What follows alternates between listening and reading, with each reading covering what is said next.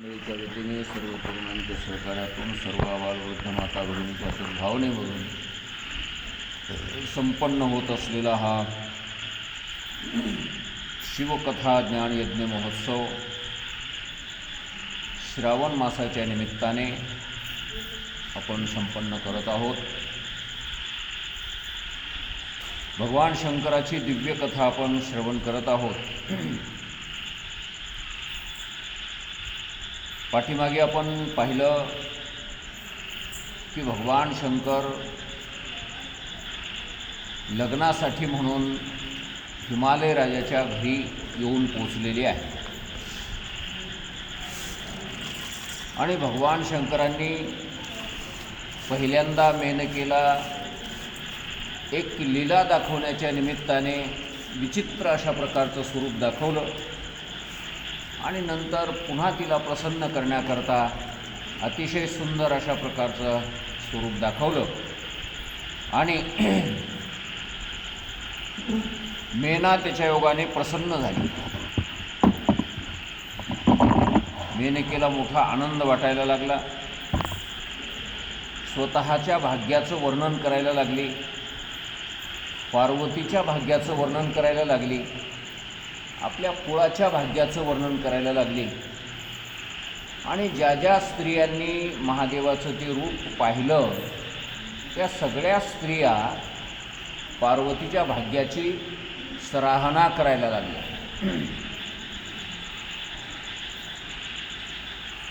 अनेक जन्म, अनेक दिवस, अनेक वर्ष ज्या पार्वतीने तपश्चर्या केलेली आहे आणि त्या तपश्चर्येचाच परिणाम म्हणून अशा प्रकारचा वर तिला प्राप्त झालेला आहे असं पार्वतीच्याही भाग्याचं वर्णन करायला लागले. आणि त्या मेनेलाही सगळ्या बाया म्हणायला लागल्या की तुमचंही फार मोठं भाग्य आहे की महादेवासारखा जावई तुम्हाला प्राप्त झाला. आणि अशा प्रकारे मग प्रसन्न झालेली ती मेना आपल्या हातामध्ये आरतीचं ताट घेऊन, सजवलेलं आरतीचं ताट की जे खूप मोठं सोन्याचं ताट आहे, त्या सोन्याच्या ताटामध्ये रत्न वगैरे टाकलेले आहेत, हिरे वगैरे टाकलेले आहेत, सुंदर अशा प्रकारच्या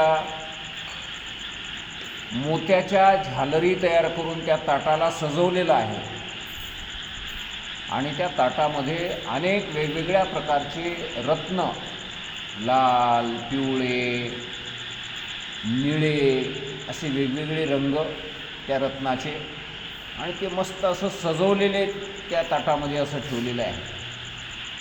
आता आपल्याला तसं ताट सजवायला रत्न जरी मिळणार गेले तरी फुलाने ते ताट सजवायला काय हरकत आहे. वेगळ्या वेगळ्या प्रकारची फुलं त्या ताटामध्ये सजवून त्यात आरती ठेवायची आणि ती आरती भगवान शंकराला ओवाळायची असं त्या मेनेनं ठरवलं.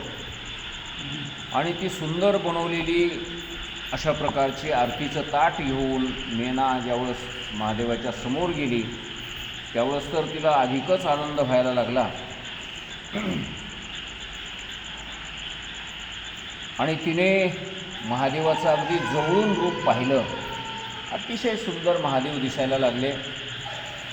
जे जे अलंकार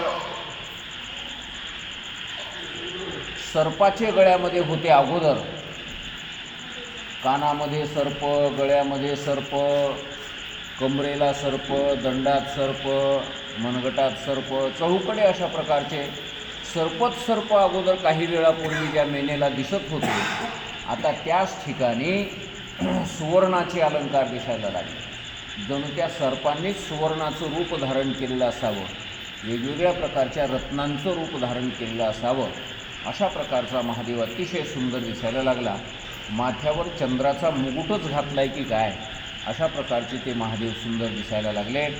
आणि त्यांनी आपल्या कमरेला जे पूर्वी वाघाचं कातळं गुंडाळलेलं पाहिलं त्या ठिकाणी सुंदर भरजरी अशा प्रकारचं वस्त्र आता दिसायला लागलं.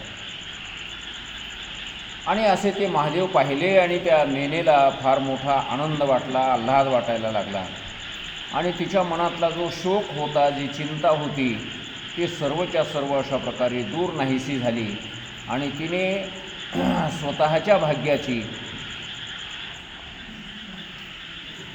गिरिराज हिमालय त्याच्या भाग्याची आणि स्वतः गिरिराजाची अशी अनेक प्रकारे सर्व मोठी प्रशंसा ती करायला लागली की आम्ही सगळेजण असे मोठ्या भाग्याचे आहोत. आणि त्या ठिकाणी आलेल्या ज्या स्त्रिया होत्या, इतर सर्व स्त्रिया होत्या, त्यासुद्धा महादेवाचं वर्णन करायला लागल्या,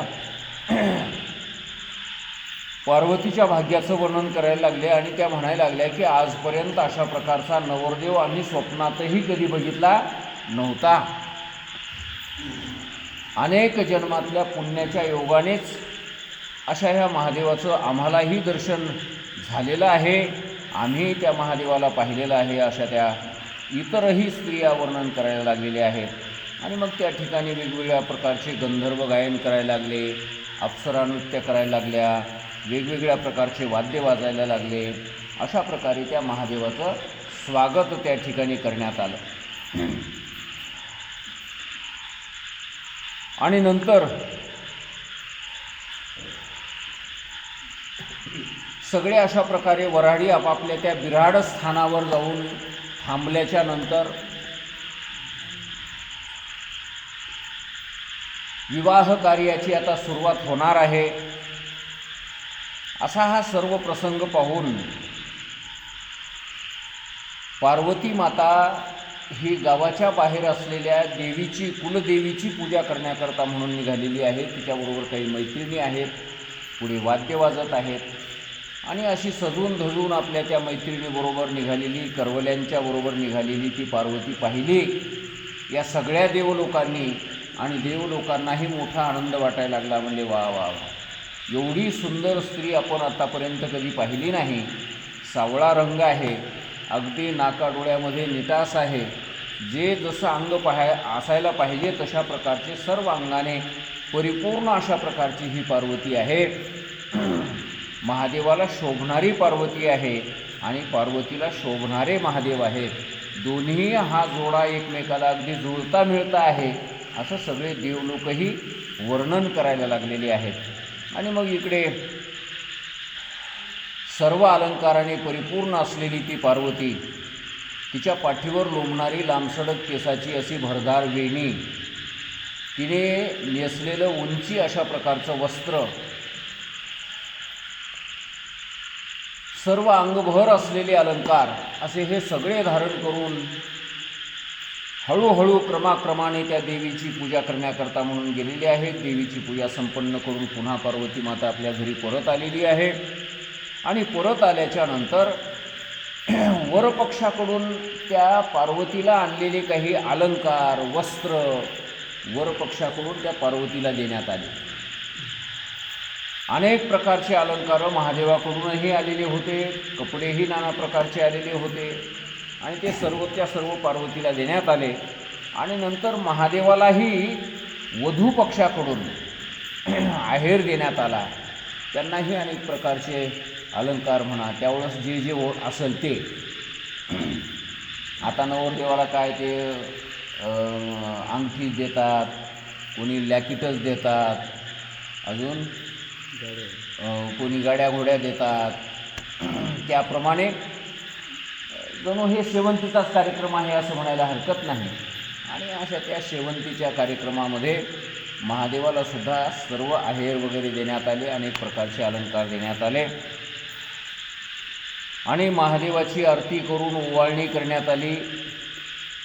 आणि त्यानंतर ब्रह्मदेव, भगवान विष्णू, इंद्रादिक सर्वच्या सर्व देव त्या गिरिराजाकडे गेले, हिमालय राजाकडे गेले आणि म्हणायला लागले की आता कन्यादान करण्यासाठी म्हणून आपण तयारी करावी, लग्न लावण्यासाठी तयारी करावी, मुहूर्त जवळ येऊन ठेपलेला आहे.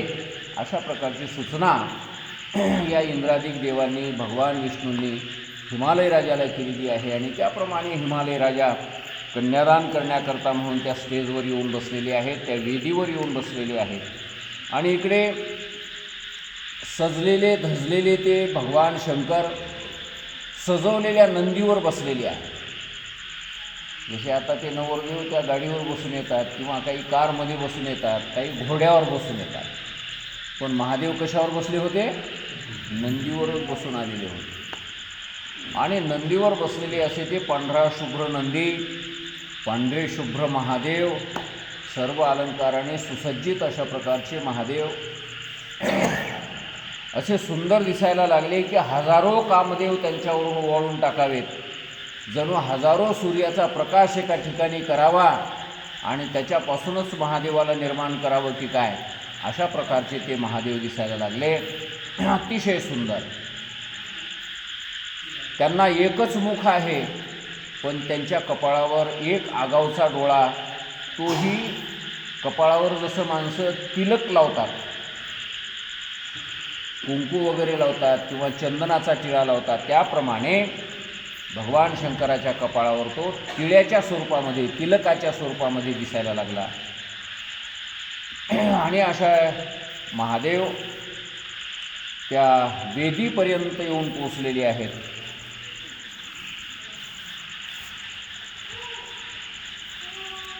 आणि इकडे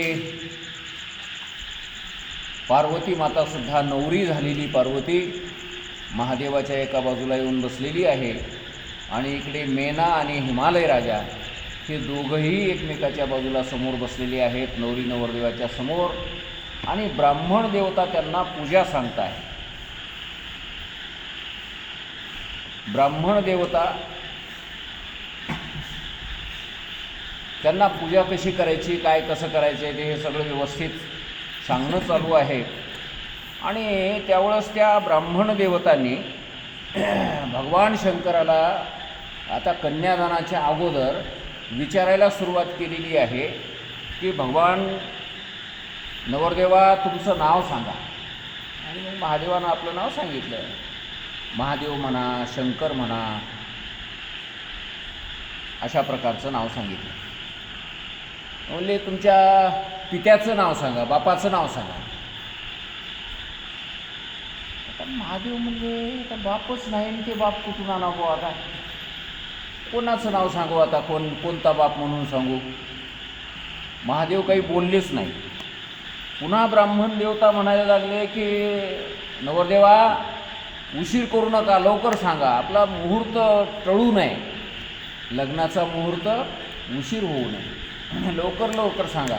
बापाचं नाव सांगा, त्याच्यानंतर बापाच्या बापाचं नाव सांगा, आणि त्याच्यानंतर बापाच्या बापाच्या बापाचं नाव सांगा. म्हणजे 3 पिढ्याचं नाव सांगा. म्हणजे 3 पिढ्या लग्न करताना हे एवढी नावं सांगावं लागतात बरं काय, विधीप्रमाणे. आता कोणी विचारणा झाले म्हणा, आपण इतकं सांगावं लागतं. तुमचं कुळ सांगा, तुमचं गोत्र सांगा, तुमची ते वेदाची शाखा कोणती आहे ते सांगा, हे सगळं विचारायला लागेल. त्यावेळेस महादेव काहीच बोलणार. गंमत अशी झाली की नारद मुनी त्या ठिकाणी उभे होते. नारद मुनीच्या तोंडाकडे बघितलं असं महादेवानं. महादेवाचं म्हणणं आता आपल्याला काही सूचना झाले काय नाव सांगावं ते. कदाचित नारद सांगेल आपल्याला, काहीतरी मार्गदर्शन करील. आणि नारद चटकन जवळ गेले. नारद फार हुशार. चटकन जवळ गेले, महादेवाच्या कानाजवळ तोंड नेलं आणि महादेवाला म्हणायला लागले, बापाचं नाव सांगा म्हणल्याबरोबर विरंची म्हणा. म्हणजे विरंची म्हणा. विरंची म्हणजे कोण? ब्रह्मदेव. महादेव म्हणजे ते कालचं लेकरून ते मजापासून त्याचा जन्म झाला आहे म्हणजे त्याला मी बाप म्हणू. अहो म्हणजे लग्न करायचे की नाही सांगा की, मग काय फरक पडतो तुमचा? तर बापही नाही काही बी नाही, सांगा कोणाच तरी नाव, काय फरक पडणार आहे त्याच्यामुळं. ठीक आहे म्हणजे बापाचं नाव विरंची आहे म्हणजे विरंची. आता बामणाला काय करायचं, त्याला ते कोरम पूर्ण झाला पाहिजे त्याचा, हे की नाही. ते कागदपत्र तेवढे आले पाहिजे त्याच्याकडे. बाकी दुसरं खरं आहे का खोटं आहे याच्याशी काय घेणं देणार. पुन्हा त्या ब्राह्मणानं विचारलं, आता बापाच्या बापाचं नाव सांगा. पुन्हा नारदाकडे बघितलं. नारद पुन्हा त्याच्या कानाशी लागले जाऊन चटकन. आणि नारदाने सांगितलं, म्हणजे विष्णू म्हणा. म्हणजे विष्णू म्हणा. आता महादेवाचे असं कपाळ असं आकडायला लागलं. ते महादेव असे वाकड्या नजरेनं नारदाकडे बघू लागले. अरे काय म्हणजे येड्यावले काही बोलावलं. म्हणजे लग्न करायचे की नाही आपल्याला, पटकन म्हणून टाका. म्हणजे वेळ व्हायला, म्हणजे उशीर व्हायला. पुन्हा सांगितलं विष्णू आहे. म्हणजे विष्णू. हां म्हणले आता विष्णूच्या बापाचं एकदा नाव सांगा. महादेव म्हणजे आता आली का भानगड आली. हां त्या दोघाचाही बाप मीच हो म्हणले, लाव भिगीनं लग्न आता. त्या दोघाचाही बाप मीच आहे म्हणजे. आता बामणाला काय करायचं, तुम्ही तर तुम्ही. पण ते हिमालय राजाच्या डोसक्यामध्ये ही गोष्ट जरा खटकली. असं कसं काय होऊ शकते म्हणजे. ह्याच्या बापाचं नाव ब्रह्मदेव, ब्रह्मदेवाच्या बापाचं नाव विष्णू, आणि विष्णूच्या बापाचं नाव पुन्हा महादेव, असं कसं काय. त्यावेळेस नारद मुनीने हिमालय राजाला समजावून सांगितलं की हे पहा म्हणले, महादेव कोण आहेत माहीत आहे का तुम्हाला. अहो काय वेड्यासारखं तुम्ही प्रश्न विचारता म्हणले, महादेवाच्या खऱ्या स्वरूपाचं ज्ञानच तुम्हाला नाही. अहो महादेव हे कधीच कोणापासून जन्मलेले नाहीत, हे असेच आजन्म आहेत. यांचा जन्मच कोणापासून झालेला नसल्यामुळं कोणाचं नाव सांगावं म्हणले. आणि तुम्ही तर नाव सांगितल्याशिवाय पुढचं कार्य करायला तयार नाही. महादेव हे अज आहेत, अमर आहेत, हे वृद्ध कधी होणारे नसतात, हे कायमस्वरूपी असेच आहेत, यांच्यामध्ये कुठल्या प्रकारचा फरक पडत नाही. अहो सगळं जगच यांच्यापासून निर्माण झालेलं आहे. ब्रह्मदेव यांच्यापासून निर्माण झाला, विष्णू यांच्यापासून निर्माण झाला, हे तुमची पार्वतीसुद्धा यांच्यापासूनच निर्माण झालेली आहे. आणि मग काय कोणाचं नाव सांगावं. आणि तुम्ही काय विचारता म्हणजे, महादेवाच्या खऱ्या स्वरूपाचं ज्ञान तुम्हाला झालेलं नाही. महादेवाचं खरं स्वरूप काय आहे.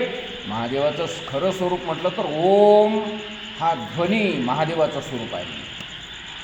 ओम म्हणजेच महादेव आहे आणि महादेव म्हणजेच ओम आहे. ओम इत्येकाक्षरम ब्रह्म व्याहरणमा मनुस्मरण असं भगवान गीतेमध्ये सांगतात. ओम इति एकाक्षरम ब्रह्म, ओम हे एक अक्षर ब्रह्मस्वरूप आहे आणि तेच महादेव स्वरूप आहे. ओम आणि महादेव हे दोन वेगळे वेगळे नाही. ओम असा उच्चार करा, बस महादेवाचा उच्चार झाला. महादेवाच्या खऱ्या नावाचा उच्चार झाला. अशा प्रकारे नारद मुनीने महादेवाचं खरं मूळ तत्त्व सांगितलं. आणि त्यावेळेस मग त्या हिमालय राजाचे डोळे उघडल्यासारखे झाले आणि हिमालय राजा म्हणायला लागले की वा वा, म्हणजे नारद महाराज खरंच मला माहिती नव्हतं बरं काय महादेवाचं हे अशा प्रकारचं स्वरूप आहे ते, आणि तुम्ही मला खऱ्या तात्विक स्वरूपाची ओळख करून दिली, त्याबद्दल तुमचे धन्यवाद नारद महाराज. ठीक आहे म्हणजे आता पुढचं कार्य सुरुवात करा, लग्नाला उशीर व्हायला, मुहूर्त निघून चाललेला आहे. आणि त्यावेळेस मग ब्राह्मण देवतांनी पुढचे मंत्र म्हणायला सुरुवात केली. त्यावेळेस त्या राजाला कन्यादान करण्याकरता म्हणून ते दोघांनी हातामध्ये पाणी घेतलेलं आहे. सोन्याची झारी आहे त्यांच्या हातामध्ये, आणि त्या सोन्याच्या झारीने महादेवाच्या हातावर पाणी सोडायचं आहे. ते कन्यादान करण्याकरता म्हणून पाणी सोडावं लागते की नाही. कोणतंही दान देत असताना पाणी सोडावं लागतं. म्हणून तर माणसं म्हणतात ना, त्याच्या नावानं आम्ही पाणी सोडलं. पाणी सोडलं म्हणजे ती वस्तू आम्ही दान देऊन टाकली असं त्याचा अर्थ. तर पाणी हातावर सोडत असताना ते ब्राह्मण देवता, दुसरा कोण ब्राह्मण होता त्या ठिकाणी, ब्रह्मदेवच ब्राह्मण झालेले होते. आता त्यांना काय विधी कोणता काही सांगायची नाही, शिकवायची गरज आहे काय. सर्व मंत्र त्यांना मुखोद्गत आहेत, सगळे वेद त्यांना मुखोद्गत आहेत. तर अशा प्रकारच्या त्या ब्रह्मदेवांनी या हिमालय राजाला मंत्र म्हणायला सांगितले की म्हणा, मी पुढे म्हणतो तुम्ही मागे म्हणा. इमाम कन्याम तुभ्यमहम म्हणा म्हणले हिमालय राजाला. हिमालय राजानं पाठीमागं म्हटलं ते इमाम कन्याम तुभ्यमहम. पुन्हा म्हणा म्हणले ददामी परमेश्वर. हिमालय राजा म्हणले ददामी परमेश्वर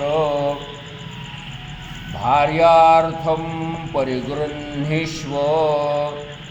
हिमालय राजा पुन्हा म्हणले भार्यार्थम परिगृह्णीष्व. प्रसीद सकलेश्वर, प्रसीद सकलेश्वर असं म्हणून पाणी सोडलं. हे कन्यादान करताना म्हणायचा हा मंत्र.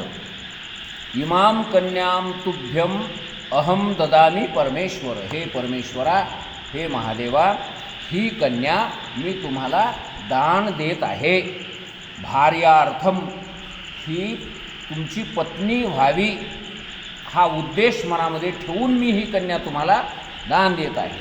तर प्रतिगृह्णीष्व, या कन्येचा तुम्ही काय करा, प्रतिग्रहण करा, स्वीकार करा. आणि प्रसिद्ध सकलेश्वर, ही कन्या मी तुम्हाला दान देतो आहे. तर या कन्येच्या योगाने आपण काय व्हावं, संतुष्ट व्हावं, प्रसन्न व्हावं, हे दान मी तुम्हाला देतो. अशा प्रकारचा या मंत्राचा अर्थ आहे. आणि त्यावेळेस मग महादेवांनी काय म्हणायचं आहे, प्रतिगृह्णामी, अशा प्रकारचं म्हणायचं. आणि अशा प्रकारचं ते प्रतिगृह्णामी म्हणून ते पाणी हातावर घेतलं. त्याचबरोबर पार्वतीचा हातही आपल्या हातावर घेतला. आणि मग त्या दोघांना पुन्हा इकडच्या बाजूची पार्वती इकडच्या बाजूला बसवली. दोघांच्या मध्ये अंतरपाठ धारण केला. आणि अंतरपाठ धारण करून कन्यादान झाल्याच्या नंतर विवाह सोहळा संपन्न व्हायला लागला. आता बऱ्याचशा ठिकाणी काय होतं आहे, अगोदर लग्न लावतात तर नंतर कन्यादान करतात. पण आमच्या वाणी लोकांमध्ये अगोदर कन्यादान करतात तर नंतर लग्न लावतात. आता कोणतं बरोबर आहे कोणतं चूक आहे तर तुमचं तुम्ही बघा, आता ठरवा. हां, आता काय बरोबर आहे की तर बघा तुमचं तुम्ही. हां, लग्न लागलं अगोदर, नंतर काय कन्यादान करता. लग्न लागून गेलं ना, आता काय कन्यादान करणार आहोत तुम्ही. लग्न लागले की त्याच्यासोबत मग आता कन्यादान करायला तुमची कन्या राहिली कुठं. म्हणून अगोदर कन्यादान, आणि अगोदर त्याला दान दिल्याच्या नंतर मग त्याच्या संग त्याचं लग्न लावून टाक, अशा प्रकारचा विधी. तर अशा प्रकारे या मंत्राचा उच्चार झाला. कन्यादान पूर्ण झालं. नंतर दोघांच्या मध्ये अंतरपाठ धारण करून मंगलाष्टका वगैरे त्या ठिकाणी म्हणण्यात आल्या. आणि सर्वांनी आपल्या हातात घेतलेल्या अक्षदा वगैरे आशीर्वाद म्हणून किंवा त्या नवरी नवरदेवाचा एक प्रकारे अभिषेक या निमित्ताने त्या अक्षदा त्यांच्या माथ्यावर टाकल्या, अशा प्रकारचं वर्णन आहे. आणि नंतर हे अशा प्रकारचा विवाह सोहळा संपन्न झाला. आणि विवाह सोहळा संपन्न झाल्याच्या नंतर यजुर्वेदातला एक मंत्र आहे, तो नवरदेवाने म्हणायचा असतो. तो मंत्र महादेवांनी म्हटलेला आहे. आणि अशा प्रकारचा विवाह सोहळा त्यांचा पूर्ण झालेला आहे. सर्वांना मोठा आनंद झाला. सगळे जय जयकाराची गर्जना करायला लागले. सगळे साधुवाद द्यायला लागले. वा वा म्हणले, फार छान कार्यक्रम झाला, कुठल्याही प्रकारची काही अडचण निर्माण झाली नाही. अनेक प्रकारचे वाद्य वाजायला लागले. आणि तो सगळा सोहळा पूर्ण झाल्याच्या नंतर सर्वांना सुग्रास अशा प्रकारचं भोजनही त्या ठिकाणी प्राप्त झालं. यथेष्ट सर्वांनी अशा प्रकारे जेवण केलं. आणि जेवण केल्याच्या नंतर त्याच लग्न सोहळ्यामध्ये हिमालय राजाने भगवान शंकरांना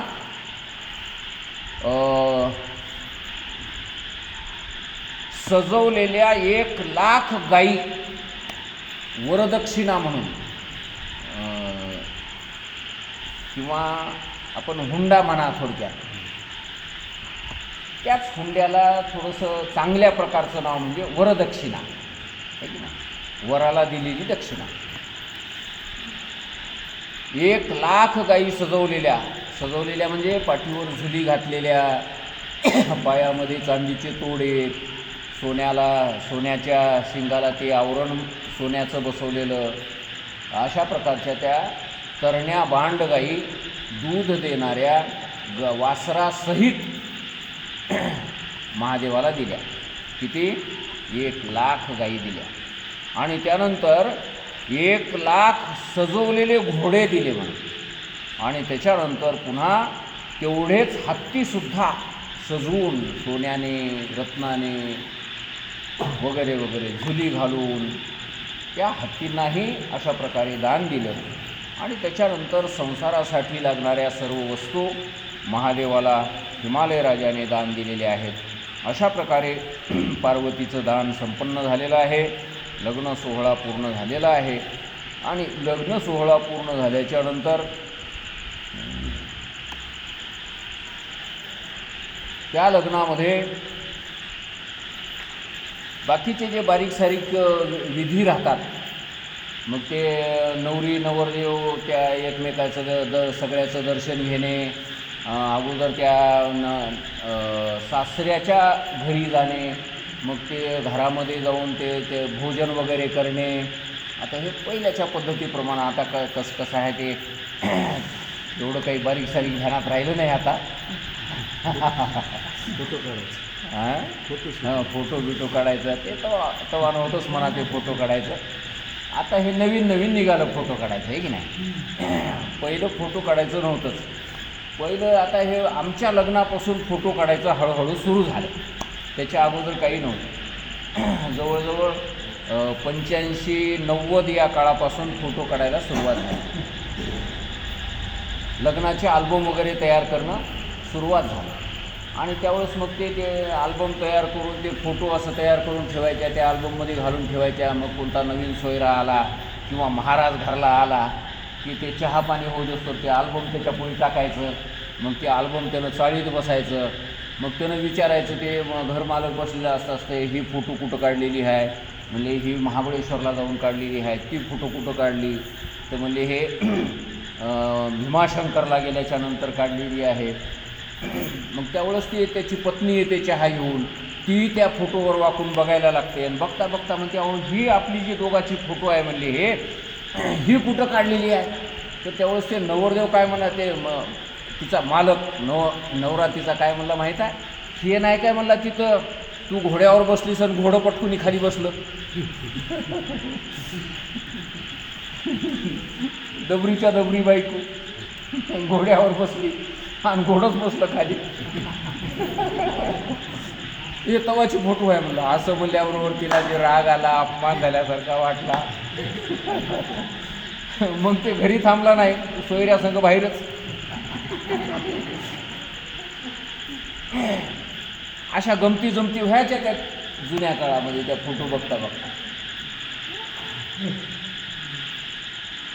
आता ते नवीन ते स्क्रीन लावायला भलं मोठं, काय म्हणायचं त्याला, वेडिंग की काहीतरी म्हणायचं.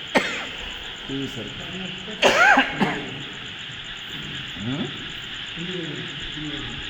हां काय प्री वेडिंग लग्नाच्या अगोदर प्री वेडिंग लग्नाच्या आधी छिडून यायले चौकट.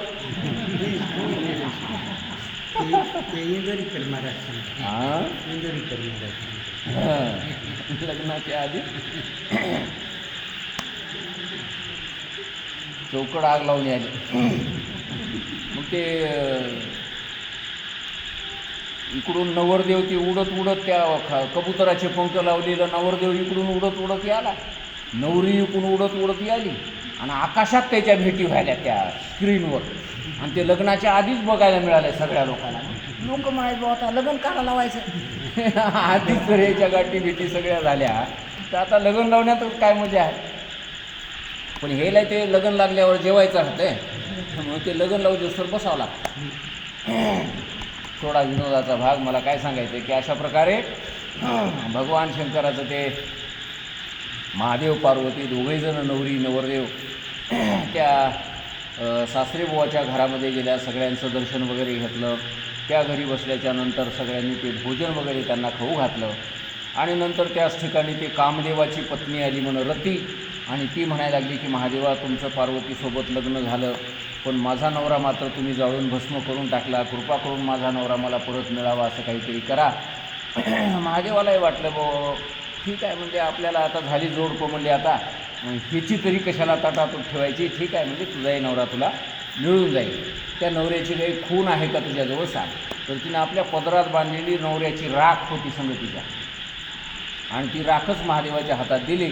महादेवाने आता काय केलं, काय मंत्र म्हटले देव जाणे, आणि त्याच्यापासून तिचा नवरा निर्माण झाला आणि ते तिच्या हवाली करून टाकला. म्हणले जा तुम्ही आनंदाने तुमच्या घरला जा, आम्ही आमच्या घरला आनंदाने जातो. अशा प्रकारे त्या प्रसंगी हा कार्यक्रम झाला. आणि नंतर भगवान शंकर आणि पार्वती माता हे दोघंही जण नवरी नवरदेव आपल्या बिराडाकडे निघाले. म्हणजे काय म्हणतात त्याला, नवरदेवाच्या बिराडाकडे. आणि मग नवरदेवाच्या बिराडामध्ये येऊन, खरं तर महादेव सगळ्यापेक्षा श्रेष्ठ आहेत, तरी पण रीतीला धरून विष्णूचं दर्शन घेतलं, ब्रह्मदेवाचं दर्शन घेतलं, इंद्रदेवाच्या समोर हात जोडून उभे राहिले, सगळ्यांनी मग आशीर्वाद दिले रीतिरिवाजाप्रमाणे, सगळेजण कौतुक करू लागले, छान लग्न झालं वगैरे अशा प्रकारे. आणि मग त्या दिवसाचा मुक्काम त्याच ठिकाणी करण्यात आला असं वर्णन आहे. आणि हा मुक्काम त्या ठिकाणी झाल्याच्यानंतर दुसऱ्या दिवशी वऱ्हाड मंडळी हे निघायला तयार झालेली आहेत, पण त्याही दिवशी राजाने काही जाऊ दिलं नाही. असं 4 दिवस ठेवून घेतलं म्हणजे, असं 4 दिवस त्याच ठिकाणी नाना प्रकारचे असे सोहळे, नाना प्रकारचे भोजनं, नाना प्रकारचे आहेरं वगैरे, करमणुकीचे काही कार्यक्रम, अशा प्रकारचे त्यांचे 4 दिवस हा म्हणता निघून गेले. आणि शेवटी 4 दिवसाच्या नंतर निघाल्याच्या नंतर अनेक ब्राह्मणांना त्या राजाने दान दिलं, गायी दान दिल्या, दक्षिणा दान दिल्या. सगळे ब्राह्मण मंडळी आपापल्या घरला निघायला लागलेली आहेत. सगळे देवही म्हणू लागले, आता जाऊ द्या आम्हाला, हे किती दिवस ठेवून घेता. आणि अशा प्रकारे सर्वच्या सर्व हे वऱ्हाड मंडळी निघालेली आहे. आणि हे महादेवाचं सगळं वऱ्हाड गावाच्या बाहेर येऊन थांबलं आहे. आणि त्या ठिकाणी पार्वती काही अजून आलेली नाही. पार्वती तिकडंच आपल्या त्या माईबरोबर, आपल्या मैत्रिणींच्या बरोबर, गावातल्या बायांच्या बरोबर सगळ्यांना ती भेटायला लागली, सगळ्यांच्या गळ्याला मिठी मारायला लागली. सगळ्यांना पाहिल्याबरोबर तिला ते अंतःकरणातून असं रडू यायला लागलं की आता पुन्हा आपण काही परत या गावाला येणार नाही, पुन्हा तुमच्या आमच्या गाठी पडतीलच असं नक्की काही सांगता येत नाही. आणि त्या लहानपणच्या ज्या मैत्रिणी होत्या त्यांच्याकडं पाहूनही तिला अवघड वाटायला लागलं की बाबा ह्या कोण्या गावाला जातील काही नक्की सांगता येईना, आपण कोण्या गावाला जाऊ काही नक्की सांगता येईना, पुन्हा कधी यांच्या भेटीगाठी होतील काही नक्की सांगता येईना. किती आनंदामध्ये आपले या ठिकाणी दिवस गेले, किती प्रेमाने सगळ्यांच्या बरोबर आपण राहिलो, आणि आज या सगळ्यांना सोडून आपल्याला जावं लागत आहे. पार्वतीला मोठं दुःख व्हायला लागलं. जी बाई बघितली ती रडू लागली, गळ्याला पडू लागली. आणि एकमेकीचं बघून सगळ्याच बाया रडायला सुरुवात झाली. आणि मग ब्रह्मदेव त्या ठिकाणी गेले आणि ब्रह्मदेव म्हणायला लागले, हो किती वेळ, चला की आता, निघा की आता. असं म्हणता म्हणता ती मेना म्हणायला लागली, थोडंसं थांबा ब्रह्मदेवा, गडबड करू नका, थोडंसं थांबा. आणि मग काय राहिले म्हणले, थांबायचं काय राहिले. तर मग एक ब्राह्मण पत्नी बोलवली त्या मेनकाने, आणि ब्राह्मण पत्नीला सांगितलं की आमच्या पार्वतीला आता तुम्ही काही उपदेश करा. ही नांदायला चाललेली आहे, नवऱ्याच्या घरी चाललेली आहे, तर नवऱ्याबरोबर कसं राहावं, घरच्या माणसांबरोबर कसं राहावं, नोकर चाकर असतील तर त्यांच्याबरोबर कसं आपण व्यवहार करावा, अशा सगळ्या प्रकारचं थोडंसं या ब्राह्मण पत्नीकडून हिला ऐकू द्या. म्हणजे हिच्या ध्यानात राहील की बुवा आपण आता नांदायला चाललो, तिथे गेल्याच्यानंतर कसं वागावं. आपल्या घरच्यासारखं बापाच्या घरी जसं आपण वागलो तसं तर काही वागता येणार नाही, कारण ते सासर आहे. कितीही जरी चांगले लोक असले तरी शेवटी सासरच की, माहेर ते माहेरच. माहेरामध्ये कसंही जरी वागलं तरी कोणी काही म्हणणार नसते. 10 वाजेपर्यंत जरी सकाळी झोपी गेली माहेरात तरी तिला कोणी काही म्हणते काय उठ बाई म्हणून नाही. जर समजा तिचा भाऊ येऊन म्हणू लागला, ताई उठ की आता 10 वाजले, नाश्ता कर, चहा पाणी कर, पुन्हा झोपी जाय, तर लगेच माय म्हणते, अरे दादा तिला काही म्हणू नको, बिचारी नांदून आलेली आहे, झोपू दे तिला, तिला कोणी काही म्हणत. मी कधी कधी विनोदानं सांगत असतो, जर ती समजा पोरगी माहेरला गेलेली आपल्या माईला म्हणजे माय मला आज आंघोळच करावं वाटणार आहे, तर ती माय म्हणते बाई 15 दी करू नको, तुला इथं माहेरात कोणी काही म्हणणार नाही. ती जर म्हणली माय मला आज दातच घासा वाटणार झाले, बाई महिनाभर घासू नको, ज्या दिवशी इथून जायचं त्या दिवशी घासून जाय. अशा प्रकारचं स्वातंत्र्य कोण्या ठिकाणी असतंय, माहेरामध्ये असतं. आणि हे स्वातंत्र्य आता हिला सासरमध्ये गेल्याच्यानंतर मिळणार नाही. मग तिथे गेल्याच्यानंतर आपण कसं राहायला पाहिजे याचं शिक्षण तुमच्याकडून हिला मिळावं, अशा प्रकारची त्या ब्राह्मण पत्नीला सांगितलं. आणि त्या ब्राह्मण पत्नीने पतिव्रता धर्म कसा असतो पार्वतीला सांगायला सुरुवात केली. आता खरं तर पार्वती ही पतिव्रताच आहे, तिला वेगळं सांगायची काही गरजच नाही.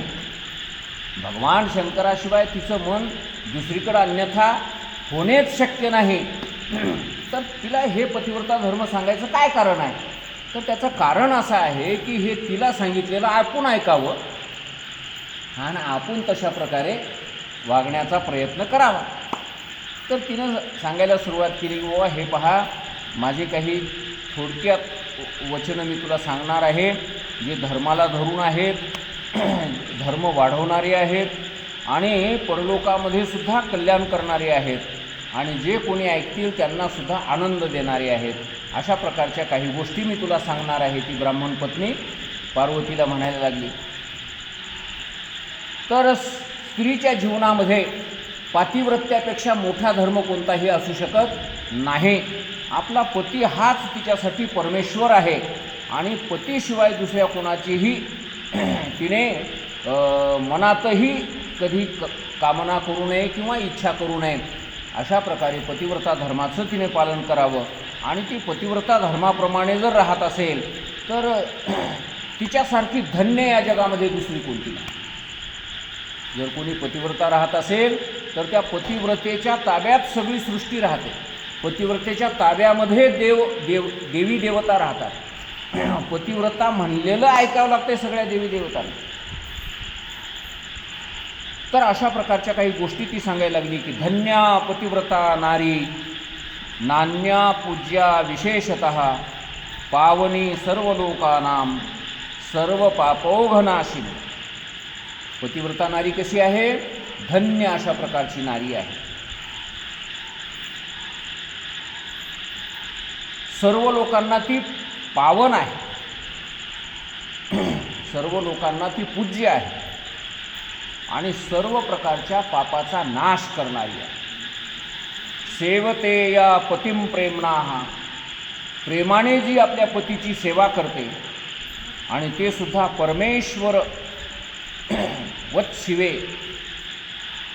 परमेश्वराप्रमाणे आपल्या नवऱ्याची सेवा करते. देव समजून, परमेश्वर समजून आपल्या नवऱ्याची जी सेवा करते ती या लोकामध्ये सुद्धा संपूर्ण जीवन आनंदाने जगत असते आणि मेल्याच्या नंतर तिला स्वर्गलोकाची प्राप्ती होते, कल्याणाची तिला प्राप्ती होते.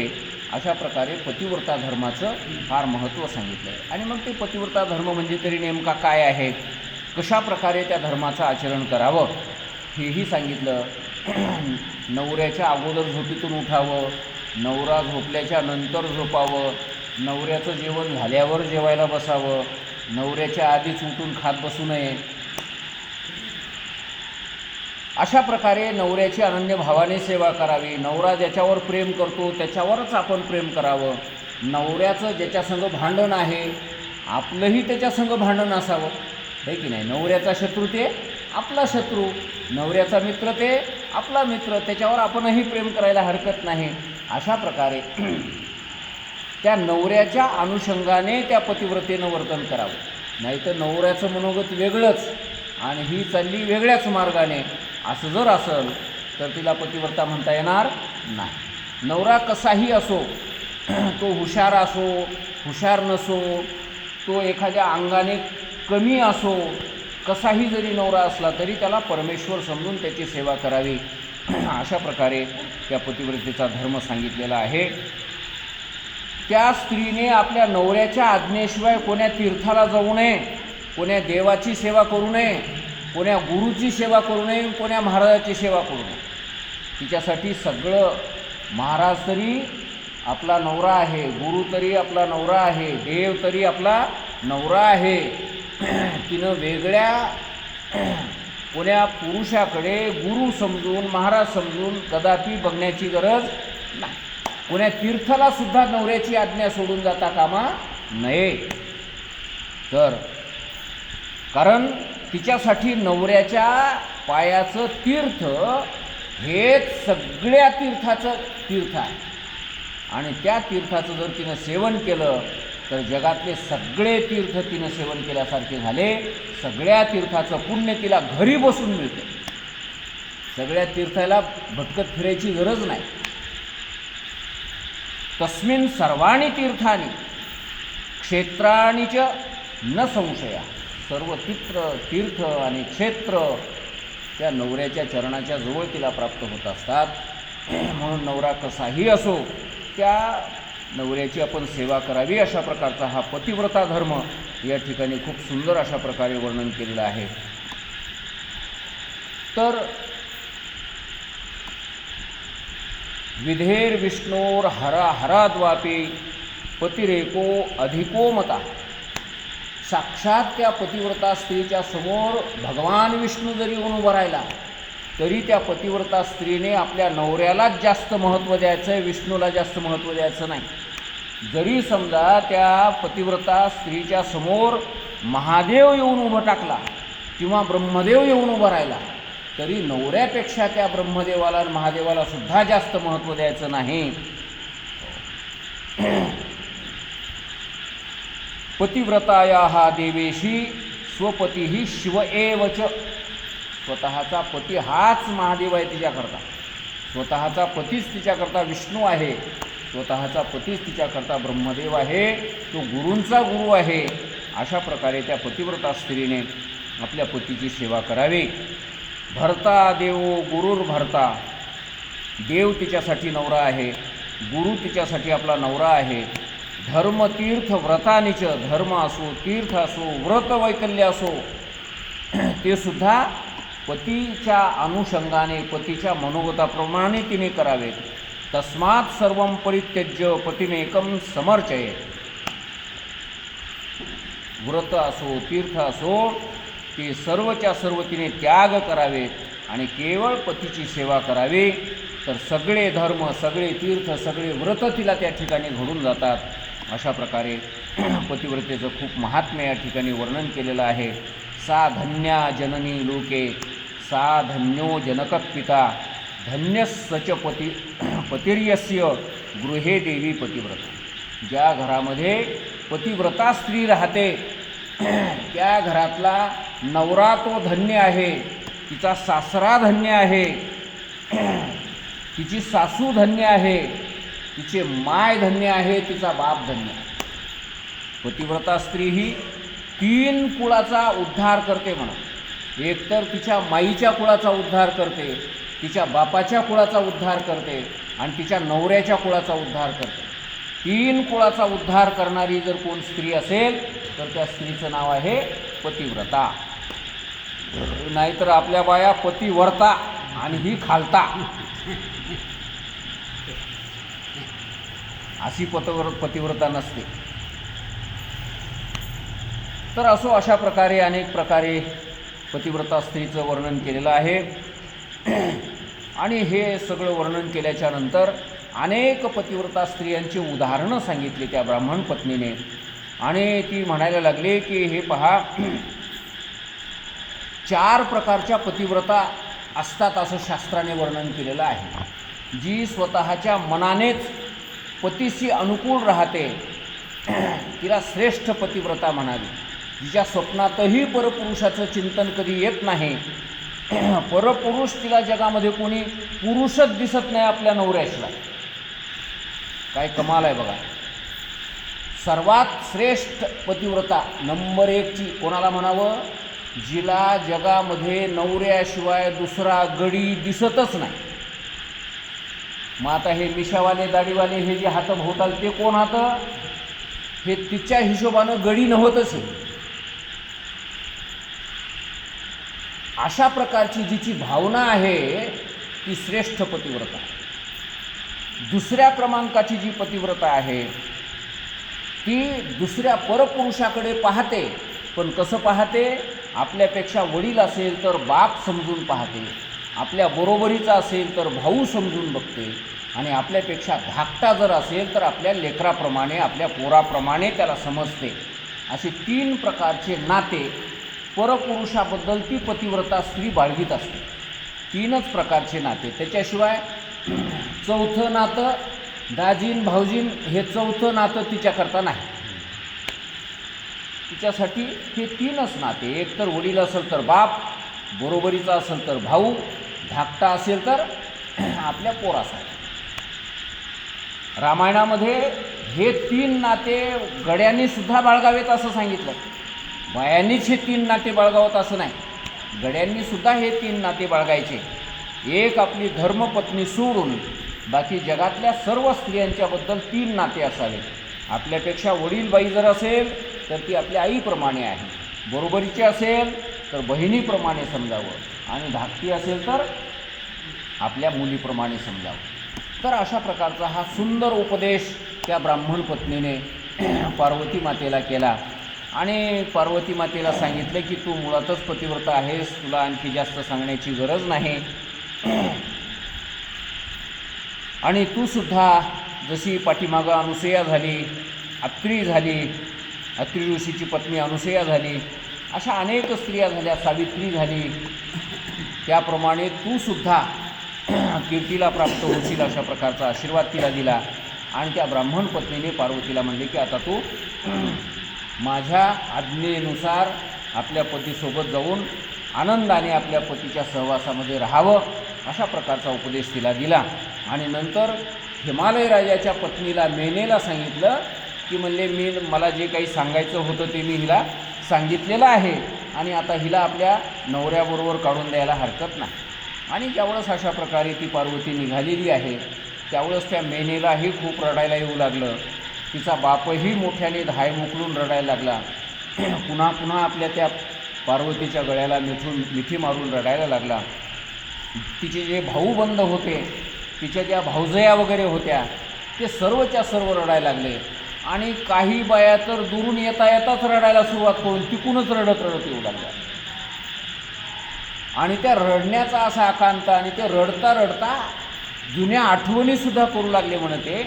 आणि काही बाया म्हणू लागल्या की माय तू चल्लीस आपल्या नवऱ्याच्या घरला, आता काय पुन्हा तुमची आमची भेट होते, चांगलं राहा माय, प्रेमानं राहा, आनंदानं राहा, अशा प्रकारे अनेक त्या स्त्रिया बोलायला लागल्या. तो हिमालय राजासुद्धा रडायला लागला. आणि तो पुरुषही रडू लागलेला पाहून भाऊ रडू लागले. गावातलेही बरेचसे गडी डोळ्याला अश्रू आणू लागले, डोळे पुसू लागले. आणि हे सगळं दृश्य पाहिलं महादेवाने. महादेवही कोमल मनाचे, नाजूक अंतःकरणाचे, महादेवालाही राहावना, महादेवालाही रडू येऊ लागले म्हणून महादेवालाही रडू येऊ लागले. महादेव असं होतंय बरं काय. म्हणून मी बहुतेक ते पोरी वाट लावायच्या टायमाला मी जाईना जवळ, मलाही आवडणार ते की ज्यावेळेस पहिल्यांदा, आता गावातली कोणतीही पोरी असू द्या, तिला पाठवायला मी जात नाही बहुतेक. आमच्या मुलीला पाठवायला सुद्धा मी जवळ नव्हतो. आता एका मुलीचं तर तिकडंच झालं लग्न, एका मुलीला गावातून पाठवावं लागलं, पण त्यावेळेस ते रडायच्या टायमाला मी दूर गेलो तिकडं. आणि ते आंध्रातले आमचे काही भक्त लोक आले होते, आणि त्यांचं लक्ष माझ्यावरच. त्याचं म्हणणं महाराज आमच्या गावात कीर्तन येऊन सांगतात, आता पोरगी नांदायला चालली म्हणले, रडतात की नाही बघा. काय लोक कशावर ध्यान ठेवतील काही पता नाही. तर अशा प्रकारे तो एक मोठा असा नाजूक प्रसंग असते महाराज. महादेवाच्याही डोळ्यामध्ये अश्रू आले, महादेवही आपले डोळे पुसायला लागले. ते बघून विष्णूच्याही डोळ्यामध्ये पाणी आलं म्हणून ब्रह्मदेवही रडू लागले, विष्णू रडू लागले.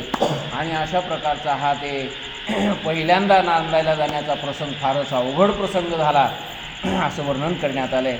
आणि नंतर मग ते गाजेबाजे वाजायला लागले. काही ऋषीमुनी होते, साधू संत होते, त्यांनी ते रडणं पडणं थोडंसं बाजूला केलं. म्हणजे असं किती वेळ करता, म्हणजे आता जाऊ द्या की म्हणले, हे होऊ द्या मोकळे यांना. तर अशा प्रकारे काही शहाण्या माणसांनी ते सगळं आवरलं. आणि मग ते वऱ्हाड मंडळी कैलासाच्या दिशेने निघालेली आहेत. कैलासापर्यंत हे सगळी मंडळी महादेवाच्या सोबत गेले. तिथं जाऊन सर्व लोकांनी महादेवाला असं व्यवस्थित त्याही ठिकाणी काही पूजा अर्चा देवधर्म वगैरे केले. आलेल्या सगळ्या लोकांचा सत्कार महादेवांनी केला. आणि सगळे लोक 4-2 दिवस त्या ठिकाणी मुक्कामाला राहिले. आणि नंतर हळूहळू म्हणायला लागले की आता आम्हालाही जाऊ द्या, म्हणजे एका एकानं घरला निघायला लागले. आणि मग सगळेच्या सगळे निघून गेले. आणि महादेव आणि पार्वती हे दोन्ही त्या ठिकाणी थांबलेले आहेत. बाकीचे सगळे आलेले वऱ्हाड मंडळी निघून गेलेले आहेत.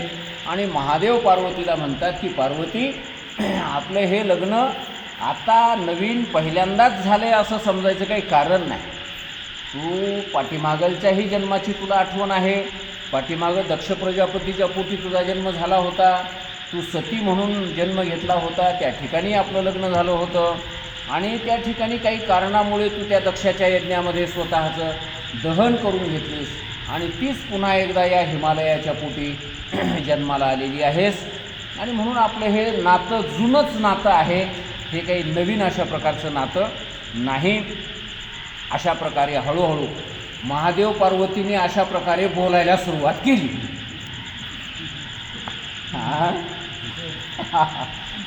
ते पूर्वीच्या काळातली पद्धत आहे बरं का हे. नाहीतर आता ते लग्नाच्या आधीच बोलायला येतं ते फोनवर. सोयरीक जमली की फोन द्यायचा म्हणून त्या पोरीला. आणि बाबा बाबा बाबा त्या पोरीला खाऊ देईना पिऊ देईना. त्याला सारखा फोन चालूच. एकाला म्हणलं बाबा हे इतकाला बोलायलाच म्हणलं फोनवर तू. लग्न झाल्यावर बोलाय काही शिल्लक ठेव की म्हणलं जरा.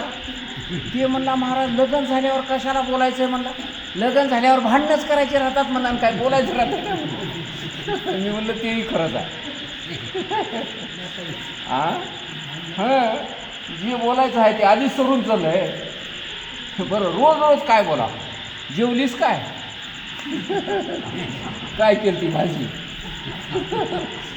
काय बोलावं काय. सोडा विषय. आपल्याला काय सांगायचं आहे. अशा प्रकारे भगवान शंकर आणि पार्वती माता त्या हिमालय कैलास पर्वतावर स्थानापन्न झालेली आहेत. पार्वती माता ही म्हणायला लागली की मला हे सगळं माहितीच आहे. मलाही पूर्वजन्मातलं स्मरण आहे. आपण दोघं एकमेकापेक्षा वेगळे कधी झालोच नाही. फक्त हे लोकाचार संपन्न करण्याकरता, लोकांना हा सगळं देखावा दाखवण्याकरता म्हणून ही एक आपण लीला केलेली आहे. हे महादेवा तुमची लीला आहे. अशा प्रकारे देवांचं संकट निवारण करण्याकरता, या सगळ्या लोकांच्यावर आलेलं जे संकट आहे ते निवारण करण्याकरता म्हणून आपण ही अशा प्रकारची लीला केलेली आहे. अशा प्रकारे पार्वतींनी महादेवांना समजावून सांगितलं. किती वाजले?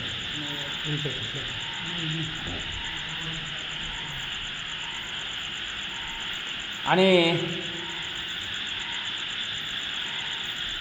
अशा प्रकारचा हा रुद्रसंहितेतला पार्वती खंड नावाचा हा खंड या ठिकाणी पूर्ण झाला.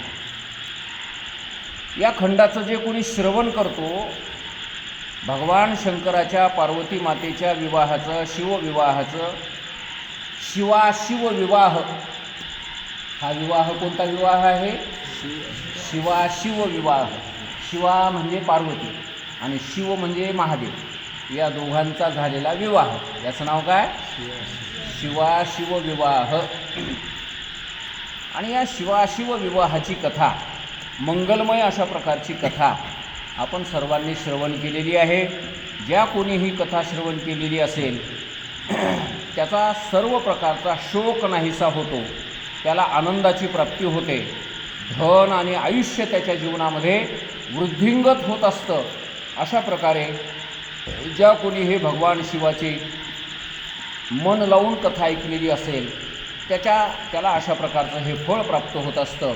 जे कोणी पवित्र होऊन दररोज ही कथा श्रवण करतात त्यांना तर शिवलोकाची प्राप्ती होते असंही फलवर्णन करण्यात आलेलं आहे. त्याचे सर्व प्रकारचे विघ्न नाहीसे होतात, मंगलच त्याच्या जीवनामध्ये अवतार घेऊन प्राप्त होत असतं. त्याच्याद्वारा स्वर्ग, यश, आयु, पुत्र, पौत्र या सर्वांची प्राप्ती ह्या कथा श्रवण करण्याच्याद्वारा त्याला प्राप्त होत असते. संपूर्ण कामना त्याच्या पूर्ण होऊन जातात. या लोकातले भोग, पोरलोकातला मोक्ष हे सर्वच्या सर्व त्याला प्राप्त होऊन जातात. अपमृत्यूचा त्याच्या नाश होतो. अपमृत्यू त्याला कधी प्राप्त होणार नाही, म्हणजे अपघाती मृत्यू ही कथा श्रवण करणाऱ्याला प्राप्त होणार नाही. आणि त्याच्या जीवनामध्ये परमशांतीची प्राप्ती होईल. दुष्ट स्वप्न त्याला कधी पडणार नाहीत. विवेक त्याच्या मनामध्ये जागा होईल. भगवान शंकराबद्दलची कथा, भक्ती त्याच्या अंतःकरणामध्ये निर्माण होईल. अशा प्रकारचे हे फळ या भगवान शंकराच्या विवाह कथेचं श्रवण करणाऱ्याला प्राप्त होईल असं सांगितलेलं आहे. आणि म्हणून प्रसन्नतापूर्वक याचा पाठ करणं गरजेची गोष्ट आहे. प्रसन्नतापूर्वक हे कल्याणकारी चरित्र श्रवण करणं आवश्यक आहे. आणि अशा केल्याच्या योगाने सर्व प्रकारच्या कार्याची सिद्धी होते असं सूतजी महाराजांनी शौनकादिक सर्व ऋषींना त्या नैमिषारण्यामध्ये सांगितलं. आणि हा रुद्रसंहिता खंड नावाचा पार्वती खंड या ठिकाणी पूर्ण केलेला आहे. आणि या खंडाच्या पूर्ततेबरोबरच आजची ही सुंदर कथासुद्धा आपण पूर्ण करत आहोत. आता उद्यापासून आपल्याला रुद्रसंहितेतला चतुर्थ खंड, चौथा खंड आपल्याला ऐकायला मिळेल. त्या चौथ्या खंडाचं नाव आहे कुमारखंड. आणि तो कुमारखंड म्हणजे महादेवाला पहिला झालेला मुलगा कार्तिक स्वामी, त्या कार्तिक स्वामीचा जन्म, कार्तिक स्वामींनी त्या तारकासुराबरोबर केलेलं युद्ध, त्यानंतर गणपती बाप्पाचा जन्म, गणपती बाप्पाच्या आणि कार्तिक स्वामीचं चरित्र, हे सर्वच्या सर्व आपल्याला पुढच्या खंडामध्ये ऐकायला मिळेल. अतिशय गोड कथा, अतिशय सुंदर अशा कथा आपल्याला ऐकायला मिळतील. तर त्याही आपण सर्वांनी श्रवण कराव्यात अशी आपणा सर्वांना विनंती. आणि आजची कथा या ठिकाणी पूर्ण करू. पुंडलिक वरदा हरिविठ्ठल श्री ज्ञानदेव तुकाराम. जय नमः पार्वतीपते शिव हर हर महादेव.